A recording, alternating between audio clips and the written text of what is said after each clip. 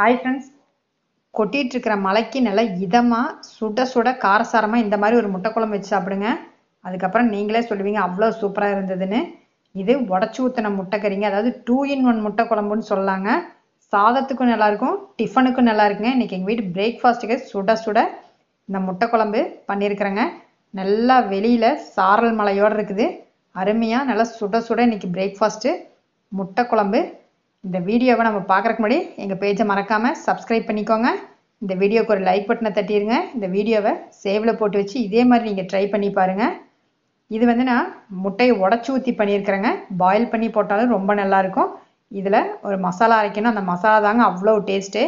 நல்லா சாஃப்டான இந்த சப்பாத்திக்கு சாப்பிட்றப்ப அவ்வளோ அல்டிமேட்டாக இருந்ததுங்க. இன்றைக்கி எங்கள் வீட்டில் இட்லியும் செஞ்சுருக்கேன்.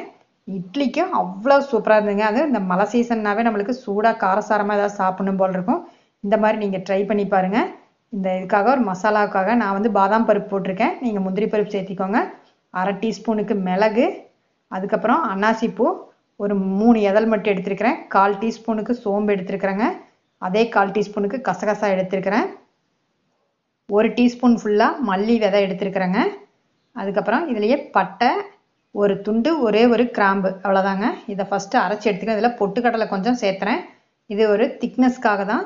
இப்போ அதை வந்து ஃபஸ்ட்டு ட்ரையான பொருளை அரைச்சி எடுத்துகிட்டு இப்போ இதில் வெங்காயம், பூண்டு, இஞ்சி, அதுக்கப்புறம் தேங்காய் 1 கப்பு சேர்த்துறேங்க.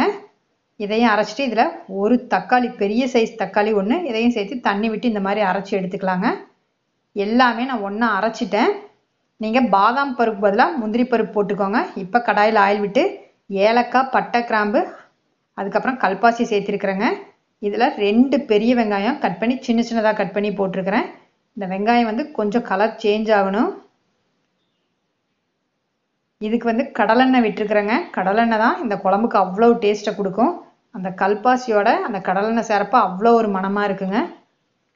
இப்போ அந்த வெங்காயம் பாருங்கள் கொஞ்சம் கலர் சேஞ்ச் ஆயிடுச்சு. இந்த டைமில் மசாலா பொருளெல்லாம் சேர்த்திக்கலாம். எங்கள் வீட்டு குழம்பு மிளகாத்தூள் சேர்த்துறேங்க. காரத்துக்கும் கலருக்கும் ரொம்பவுமே சூப்பராக இருக்கும். அதுக்கப்புறம் கரம் மசாலா சேர்த்திருக்கிறேன், 1 டீஸ்பூன் ஃபுல்லாக சேர்த்திருக்கிறேங்க. மஞ்சத்தூள் 1/4 டீஸ்பூன். இதை நல்லா கிளறிக்கலாங்க. கொஞ்சம் அந்த கலர் வரட்டும். அதில் இருக்கிற மசாலாவில் இருக்கிற பச்சை வாசனையும் போகணும். அதுக்கப்புறம் நம்ம அரைச்ச விழுது அப்படியே விட வேண்டியதாங்க, வேறு எதுவுமே நம்ம சேர்த்த வேண்டியதில்லை. அதுக்கப்புறம் அந்த மிக்சி கழுவுன ஜார் அவங்கவுங்களுக்கு குழம்புக்கு தேவையான தண்ணியை விட்டு அந்த மசாலா பச்சை வாசனை போக நல்லா வேக விட்டுறலாங்க. எந்த அளவுக்கு அது வெந்து வருதோ அந்த அளவுக்கு குழம்பு நல்லா ருசி கொடுக்கும். ஃபஸ்ட்டு நான் வந்து தண்ணி விடாமல் அந்த மசாலாவில் உப்பு போட்டு நல்லா கிளறி அதை நல்லா பாயில் பண்ணிக்கலாங்க. ஏன்னா இந்த மசாலா இருக்கிற பச்சை வாசனை போகணும். ஏன்னா தக்காளி வெங்காயம்லாம் பச்சையாக அரைச்சிருக்கிறோம். அதை அந்த பச்சை வாசனை கொஞ்சம் நேரம் இந்த மாதிரி நம்ம கிளறினா தான் போகும். நல்லா கிளறிக்கலாம். கிளறிட்டு அதுக்கப்புறமா மிக்சி கழுவி நான் 2 கிளாஸ் தண்ணி விட்டுருக்குறேங்க. இப்போ 3 முட்டை வந்து இதுக்கு உடச்சி வச்சுருக்கேன். இப்போ இதுக்கு தகுந்த உப்பு ஆட் பண்ணுறேங்க. இப்போ இந்த டைமில் நம்ம ஆட் பண்ணிட்டோம்னா நல்லா அந்த மசாலாவில் ஃபுல்லாக உப்பு பிடிச்சிக்கும். இப்போ இதை நல்லா கிளறிட்டு இப்போ மிக்சி கழுவின தண்ணியை வந்து அப்படியே 2 கிளாஸ் விட்டுக்கிறேன். இதுக்கு கரெக்டாக இருக்குங்க இந்த குழம்புக்கு. இப்போ நான் எடுத்த மசாலாவுக்கு 2 கிளாஸ் தண்ணி வந்து கரெக்டாக இருக்கும்.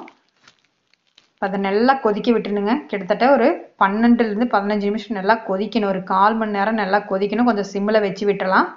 நல்லா கொதி வந்ததுக்கப்புறம் சிம்மில் வச்சு விட்டுருங்க. அப்போ தான் நம்ம விட்டு ஆயில் ஃபுல்லாக மேலே வரும். ஒரு தட்டு போட்டு அதுக்கப்புறம் மூடி வச்சுக்கலாம். நல்லா கலந்து விட்டுட்டு இதில் வந்து உப்பும் போட்டாச்சுங்க. இந்த உப்பு காரம் எல்லாம் பார்த்து இப்போ பாருங்கள் வெந்துருச்சு. அந்த பச்சை அந்த வாசனை எல்லாம் போயிடுச்சு. இப்போ வந்து நம்ம முட்டையை வந்து மெதுவாக உடச்சி உள்ளே சேர்த்துறேங்க. நம்ம முட்டையை எப்பயுமே இந்த மாதிரி கப்பில் உடச்சி விட்டு நம்ம சேர்த்துறது தான் நல்லது. ஏன்னா முட்டை ஏதாவது கெட்டிருந்தால் நம்மளுக்கு தெரிஞ்சிடும். அதுக்காக தான் இந்த மாதிரி உடச்சி ஊற்றுறேன். இப்போ மெதுவாக அந்த மாதிரி விட்டுக்கலாங்க ஒவ்வொரு முட்டையாக. இப்போ 3 முட்டையும் இன்னொரு முட்டை கூட விடுறேங்க. இது 3ஐயுமே நல்லா விட்டுட்டு ஒரு தட்டு போட்டு மூடிடலாங்க. அப்போ தான் நம்மளுக்கு சிம்மில் வச்சிடணும் அடுப்பு, இல்லைன்னா அடி பிடிச்சிக்கும். நல்லா முட்டை வெந்து வரும். அந்த டைமில் கருவேப்பிலையும் மல்லித்தலையும் சேர்த்திக்கலாம். இப்போ ஒரு தட்டு போட்டு நான் மூடுறேன்.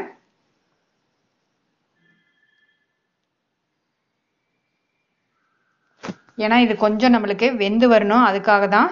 இப்போ அடுப்பை சிம்மில் வச்சுட்டு இது ஒரு 5 நிமிஷம் நல்லா வேகட்டுங்க. ஒரு பக்கம் சப்பாத்திக்கு தான் நான் கல் வச்சுருக்கேன் சப்பாத்தி போடுறதுக்கு.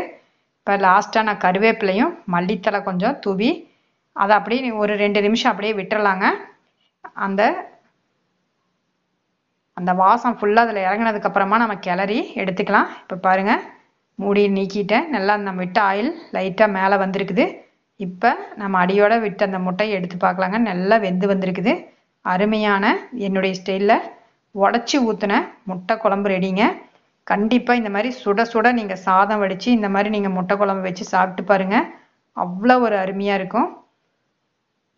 பாருங்கள், எல்லா முட்டையுமே நம்மளுக்கு வெந்து வந்துருச்சு. ஏன்னா முட்டையை ஊற்றுனதுக்கப்புறம் அடுப்பை சிம்மில் வச்சு தட்டு போட்டு மூடிட்டாவே நம்மளுக்கு மேலே கீழே எல்லா பக்கமுமே நல்லா வெந்து வந்துடும். அந்த மசாலாவும் அதில் உள்ளே இறங்கிடும். அதனால தான் ஒரு 5 நிமிஷம் அப்படியே நம்ம விட்டுறணும். எதுவுமே கிளறக்கூடாதுங்க. அருமையான முட்டை